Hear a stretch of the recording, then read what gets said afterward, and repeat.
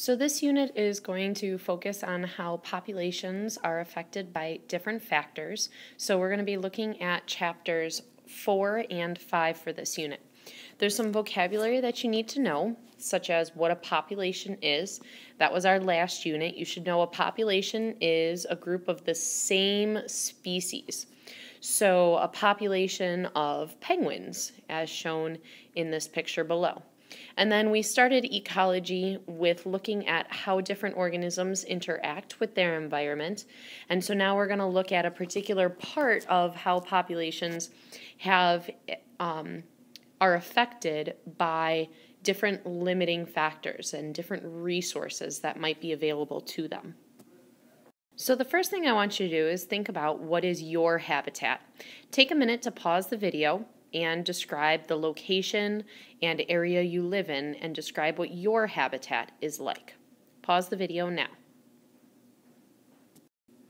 The next thing I'd like you to describe is your niche.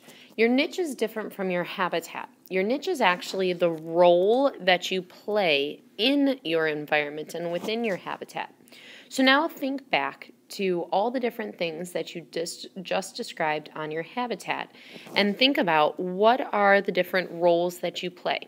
Take a moment, pause the video, and think about these things. Make a list of what is part of your niche. So your niche can include a lot of different things. I have a long list here of you're a sibling, maybe you're a daughter or a son, a grandchild. Perhaps you cook your own meals or help pitch in for meals. Maybe you pitch in with money by having a job within the household. Maybe you make messes, that's a part of your niche, or fight with family members. Perhaps you're the one who's always leaving empty milk cartons in the fridge, or maybe you're the one who's always leaving the toilet seat up. Maybe you do your own laundry and put things away. All of these things are roles that you play within your environment and a part of the niche that you have. As you can see, a niche includes a lot of different things, whereas a habitat is just the environment that you live in and the area you live. So the next thing we need to talk about is how populations grow. This here graph is called an exponential growth graph, or also known as a J-curve sometimes because of the shape that it makes here of a J. Exponential growth means that the population is consistently increasing at the same rate. This could mean that the population starts at 10, and then after a time period, it is at 20, and then 30, and then 40, and then 50, and then 60, and then 70, and then 80. It could be also exponential with a very large population. For example, if perhaps bacteria were allowed to reproduce and they were constantly given plenty of space and plenty of resources such as food, and they didn't have waste products building up, then you might have a population grow from 100 to 1,000 to 10,000 to 100,000 to 1 million. And so your population is constantly increasing at an exponential rate. The other type of growth that a population could experience is what is called logistic growth. And that's exactly what it is it's logistic. It's the more likely way that a population is going to grow. The reason that it's more logistic is because every population typically experiences what are called limiting factors. And there's many different things that can be limiting to a population. For example, a population has to have enough food, a population has to have enough space, a population has to have enough water.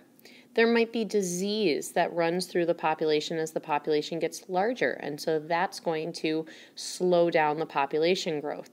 As the number of prey become available, the predation is going to increase, and so that's going to keep the population from getting too high as well. So all of these different limiting factors cause a population to kind of level off, which is what we see in a logistic growth model. The population grows and grows and grows, and then there's what we call the carrying capacity of the population. That is possible for its particular environment. And that carrying capacity, as you can see in this graph, is right about 950 to about 1,000. And so we see the population start to level off. And in reality, the population doesn't stay exactly at this number. The population actually kind of fluctuates, and it goes up, and then once we're past the carrying capacity, the population comes back down, and it dips below the population, below the area's carrying capacity. And then there's more resources, more food, more space, less disease, less predators around, and then the population starts to go back up again until it overshoots that carrying capacity, and then it starts to dip back down. And so we kind of take an average and we see that leveling off, but in reality the population is kind of going up and down, up and down, up and down, right at this carrying capacity level, as food, water, space, disease, predation, as all these different limiting factors play a role in the population. So here's a nice clean graph to show you what really happens when a population reaches its carrying capacity. And so we can see the carrying capacity is right here, and we can see that the population actually kind of starts going up and down, up and down. It overshoots that carrying capacity, and then this is where we get into some evolution that we'll be studying next semester, where we kind of get what's called survival of the fittest. And so those that are most fit and have the best genetics are able to get their food, are able to reproduce, they're not being impacted by disease, they're not being caught by the predators, they're going to survive. The ones that are weaker are going to die off. And so we see that decrease in the population, and then it starts to come back up again. And so that's really what happens in a population. It doesn't actually just level off and stay exactly at the carrying capacity. So on the other slide, I mentioned some of the things that help determine what the carrying capacity is for any particular population. And so these different things of food availability, space availability, habitat, water, the number of predators, all of these are called limiting factors. They are going to limit how much the population can grow because there's only so many of the different resources available. And so they limit the population, hence being called limiting factors. Now, the thing about this particular list of limiting factors, these limiting factors are what we call density dependent. So write that down. What that means is that these limiting factors depend on the population size per area. So, for example, if your population is 100 rabbits, but there's only enough food available for 80 rabbits to survive, well, the number of rabbits that survive depend on the food that is available. So population size is really going to be affected by these resources differently. If I'm at 100, well, my food availability is really going to affect me. But if I'm at 80, my food availability is not a limiting factor then. So the limiting factor of food depends on the size of the population. So that means that we can say that the limits on the population are due to a particular factor are actually going to depend on what the population size is. So make sure to take a minute and write that down. So understanding that these factors are density dependent is going to be extremely important. These factors are density dependent because how they affect a population depends on the size of the population. Now, a population can also be affected by other things, such as weather and climate and natural disasters. These weather, climate, natural disasters, these are going to be density independent limiting factors. So what that means is that the limit that these place on the population are not affected by the size of the population. So if there's suddenly a natural disaster of flooding that occurs, it doesn't matter if the population has a size of 100 or it has a size of 1,000. The flooding is going to have an effect on the population regardless of the size of the population. These other factors that are here, predation, disease, competition, those three are all density dependent. So that means that these are going to limit a population if the population size is different. A great example of this is disease that we experience even here in schools. When there is a large number of students all together, the disease is going to spread around more rapidly. And if you are in a more spread out area, the contact with individual people is not as often, and so then the disease doesn't spread as quickly. So at this point, take a minute to pause your video, look at your note sheet, make sure you filled in what is your habitat, what is your niche. Make sure you correctly label each of the different graphs, the logistic graph and the exponential graph, and labeled what K is on the logistic graph. Also make sure that you explain what do you think happens when a population goes over K, and the different things that we have talked about in the video about what determines what K is. So just one quick recap, density dependent means that the factor is affected differently depending on the number of individuals. So it depends on the size of the population for how the factor affects the population. Density independent, on the other hand, is going to affect the population regardless of the size of the population. So the limiting factors that are density dependent are going to be things like predation, competition, disease, food availability, water availability, habitat, these all being resources that are available. Those are all going to be density dependent. Density independent are going to be weather and climate and natural disasters. So take a second, pause the video, and think about this question. Do you think you need more predators or more prey in an environment for both the populations of the predator and the prey to survive?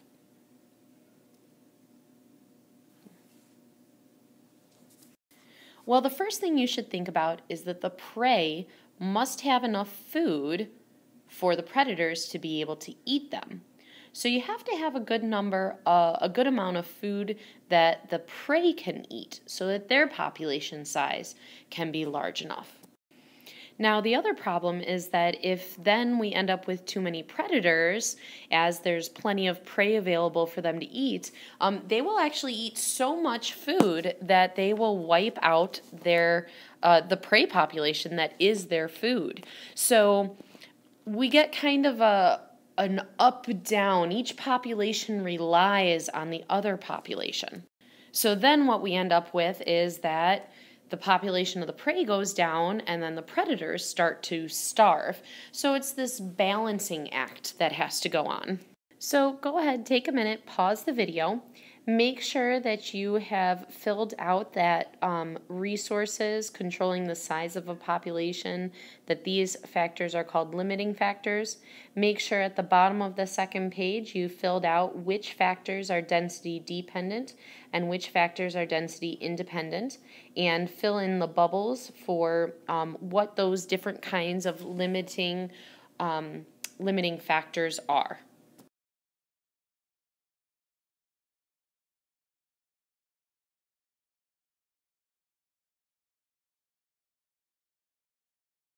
So every population is affected by many different things. It also gets affected by things like how quickly individuals are born, how quickly they die, It also depends on how long a generation is and the number of males and females. And so a lot of scientists will study these vital statistics that affect a population, and they create things like the graphs you can see on this image here in order to make predictions about what might happen in the future.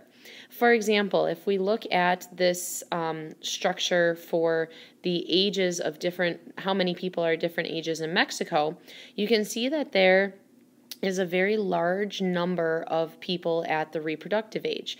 Well, that's an indication that in the future, there's going to be a very large number of people who are older that are going to need things like medical care. We also look at graphs such as this one, which is called a survivorship curve.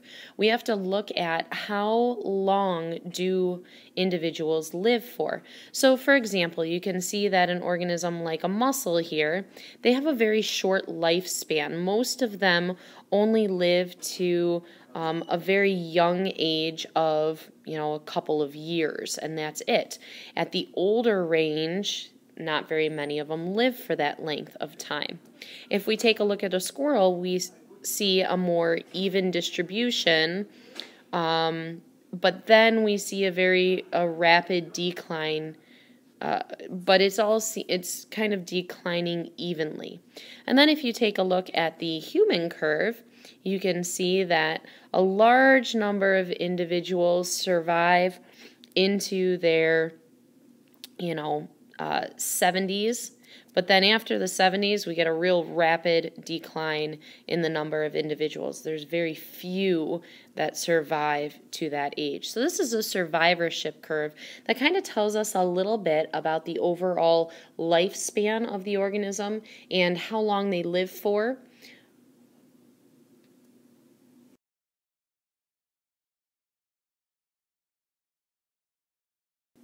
Here's an example of the human population growth.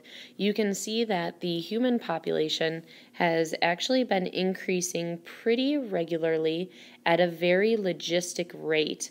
And then right about the 1800s, where we have the Industrial Revolution and medical advances to lower our death rate, we see exponential growth of the human population. So you can see that, just 2,000 years ago, we had, 1/8 of our current population.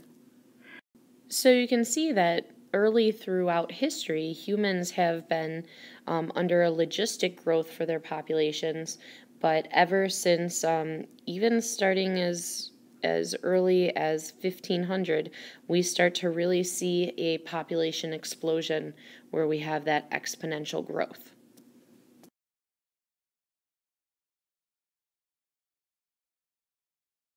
So there's a lot of different things that keep those populations in check, things like competition, predation, disease, and parasites. Even catastrophes help to keep population sizes in check.